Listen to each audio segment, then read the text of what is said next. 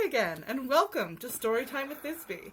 Today we're really raiding the vault of my sweet darling nephews, and the book he has lent us out is The Smurfs, Lazy Smurf Takes a Nap. So let's see what's happening with that lazy Smurf, shall we? It was a beautiful summer afternoon in Smurf Village, but most of the Smurfs were too busy doing chores to enjoy it. Lazy Smurf, as usual, was sleeping instead of working. Brainy Smurf lectured Lazy about being a responsible Smurf, but Brainy forgot to watch Papa Smurf's potion while it brewed on the fire and it burned. "That potion contained the last of my leaves," announced Papa Smurf. "I need to go to the swamp and smurf a new supply. Don't do anything foolish while I'm gone." Uh-oh.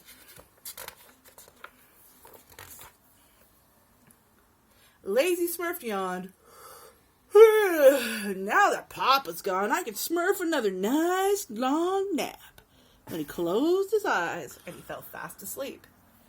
Handy Smurf was angry. "He never stops sleeping. Meanwhile, we have to smurf all the work," he said. "But I think I know how to teach that lazy Smurf a good lesson." All the Smurfs huddled around to hear Handy's idea. Much later, Lazy Smurf awoke from a deep sleep. What a great nap," he said, stretching. "I think I'll go see what Cook Smurf has smurfed up for us to eat."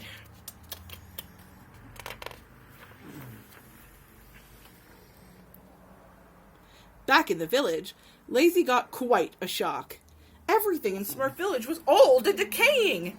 He saw a fragile old woman weakly trying to water her flowers. When the old woman turned around, Lazy realized it was Smurfette!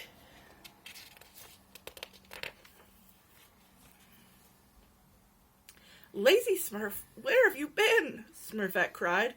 300 years have passed since you disappeared. Were you asleep that entire time? And look, you didn't get any older." All the other Smurfs came to see him too. "It's great to see you," they said. "We are all too old to work now. Someone needs to chop wood. Smurf the fields, cook."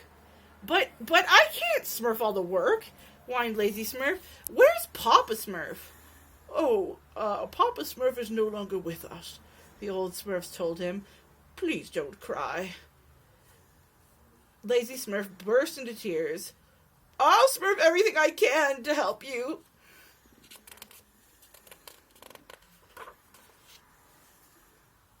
While the old Smurfs rested, Lazy Smurf worked double time to catch up with the chores, but his 2 arms just weren't enough. He's working really hard now. That night, Lazy Smurf collapsed on his bed, completely exhausted. If only everything could be the way it was before, he wished. Suddenly, he had an idea. He got up, and he slipped into Papa Smurf's laboratory. "Aha! Here's what I was looking for," exclaimed Lazy Smurf, flipping through Papa Smurf's book of spells. The formula for a youth potion. Even though he was exhausted, he gathered all the ingredients together and he went right to work. It's funny how you can find the energy when it's something you want. The next morning, Lazy Smurf came in with a big plate of blue cookies. "Yum, cookies," the old Smurf said. They each grabbed one. "How are they?" Lazy Smurf asked. They taste a little strange, but not bad," said the old Smurfs. They ate all the cookies, but they didn't get any younger. Lazy Smurf began washing the dishes with a heavy heart. He was thinking about all the chores he was going to have to do forever when a bouncy red ball flew through the open window and hit him on the head.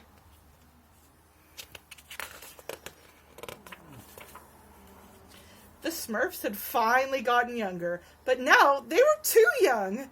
They had become little children.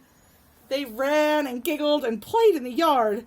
"Oh no, I'll still be stuck doing all the work," Lazy Smurf thought. Back in the dining room, Lazy saw that the table was strewn with fake beards. "They were playing a joke on me," Lazy Smurf cried. "They weren't old at all, and now I've smurfed them back into little children."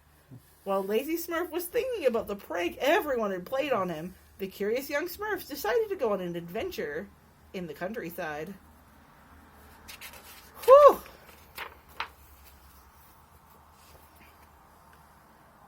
Too young to know better, they knocked right on Gargamel's door. The sneaky sorcerer welcomed the young Smurfs inside. Lazy had followed the young Smurfs and witnessed the entire scene.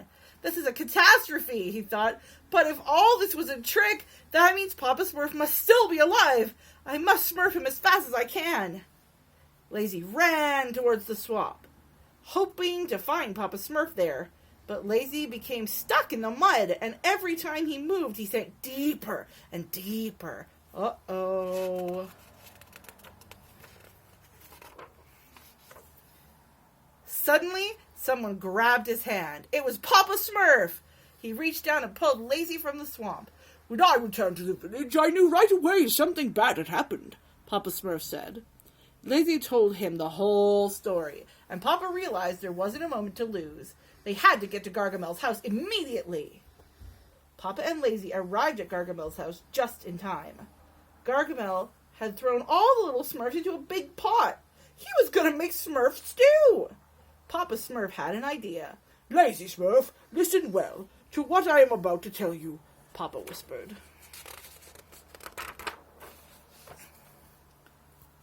Following Papa's instruction, Lazy stretched out on Gargamel's doorstep and began to snore loudly. What's that I hear? Cried Gargamel, opening the front door. There is one more Smurf. He plucked up Lazy and threw him in the stew with the others. Meanwhile, Papa Smurf replaced the spices with an antidote to the youth potion.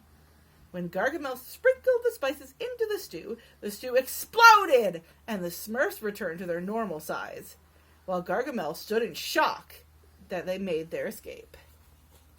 Gargamel didn't have a chance to chase them. He had accidentally swallowed some of the stew and became an old man. I need to prepare you with motion, Gargamel said, but oh, my aching back.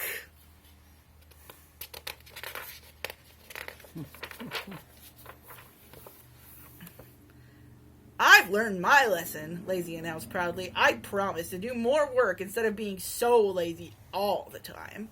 Of course, before I start working, I will need to take a little nap first. Lazy. Some things never change. Thank you for joining us. We'll see you next time.